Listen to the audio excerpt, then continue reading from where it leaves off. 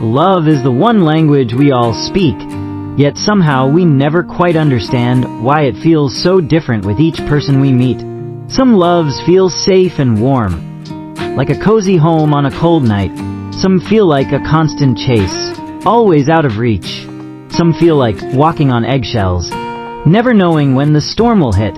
And others feel so perfectly balanced that we almost forget how rare they are.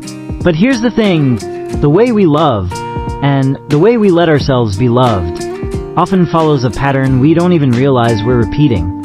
Psychologists call them the 4 attachment styles, and they're quietly shaping every relationship we've ever had, from our first crush to our current partner. Understanding them can change the way you love forever. Picture this. A little boy, about 5 years old, runs across the playground, eyes lighting up as he sees his mother. She smiles, opens her arms, and he melts into her embrace. For him, the world feels safe. He knows that when he needs love, it will be there. Fast forward 20 years, and that boy is now a man who finds it easy to trust, to open his heart, and to form healthy, balanced relationships. That's the secure attachment style, love without fear. But not everyone grows up that way. Another child on that same playground runs toward his mother, but she doesn't look up from her phone. His little smile fades, and he slows his steps. She loves him, yes, but she's often busy, distracted, or emotionally distant. He learns not to expect too much. He learns that love might not always be there when you reach for it. Years later, this boy becomes a man who craves closeness, but is always afraid the other person will leave. He texts too often, overthinks every word, and feels a wave of panic when someone doesn't reply right away. That's the anxious attachment style. Love that feels like holding onto a balloon in the wind, afraid it might slip away at any moment. Then there's the child whose parents fight often, whose home feels unpredictable. Sometimes love is there, sometimes it's gone, and sometimes it's replaced with anger. She learns to build walls around her heart. Years later, she becomes a woman who avoids emotional intimacy, who changes the subject when things get too deep, who values independence so much that no one can get too close. That's the avoidant attachment style. Love that keeps one foot out the door, just in case. And then there's the rarest one of all, the disorganized attachment style. Imagine a child who longs for love, but fears it at the same time. Maybe love came with pain, or comfort came with chaos.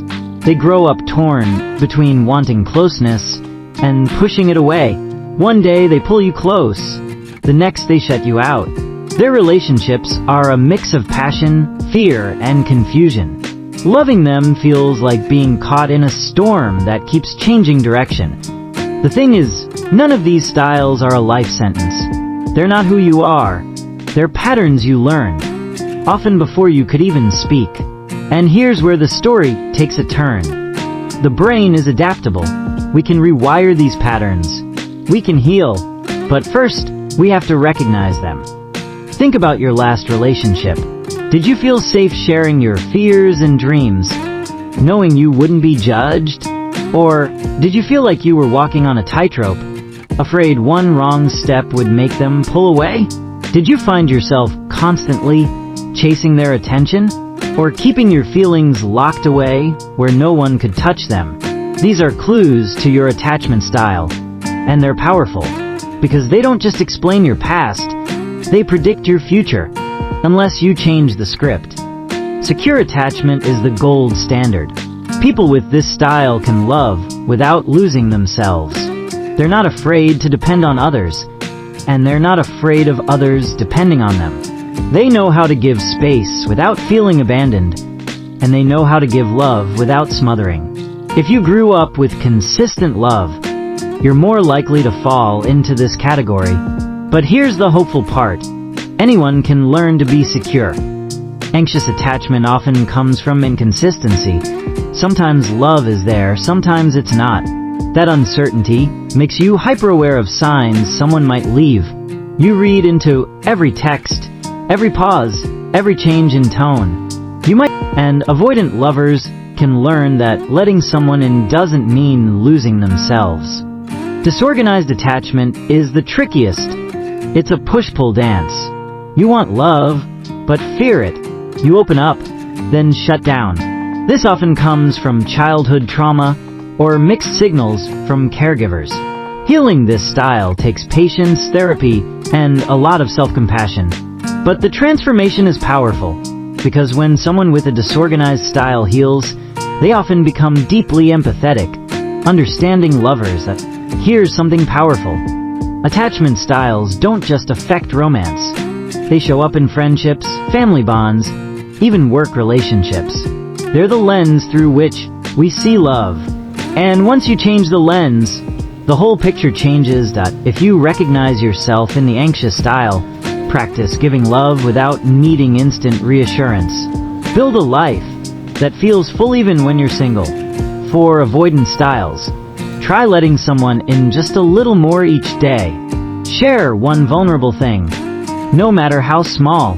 For disorganized styles, healing might mean finding a therapist you trust and learning to feel safe with steady love.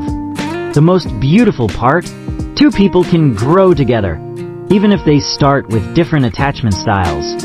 An anxious lover can learn calm from a secure partner. An avoidant partner can learn openness from someone patient and safe. A disorganized partner can learn stability from consistent, kind love. Relationships are not just about finding the right person.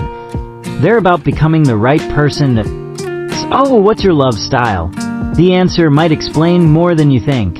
It might explain why you keep falling for the same type of person, why you feel so deeply, or why you sometimes pull away. But more importantly, knowing it gives you the power to choose differently. Love is not just chemistry, it's history. It's the story your heart learned to tell when you were small. But here's the plot twist. You can rewrite it. You can choose love that feels safe, love that lets you breathe, love that doesn't make you guess where you stand. You can learn to trust that when someone says, "I'm here," they mean it. And when you do, you'll realize something profound. The most secure relationship you'll ever have is with yourself. Because once you know how to give yourself the love you've been seeking, you'll stop chasing, stop running, and start choosing the kind of love that stays.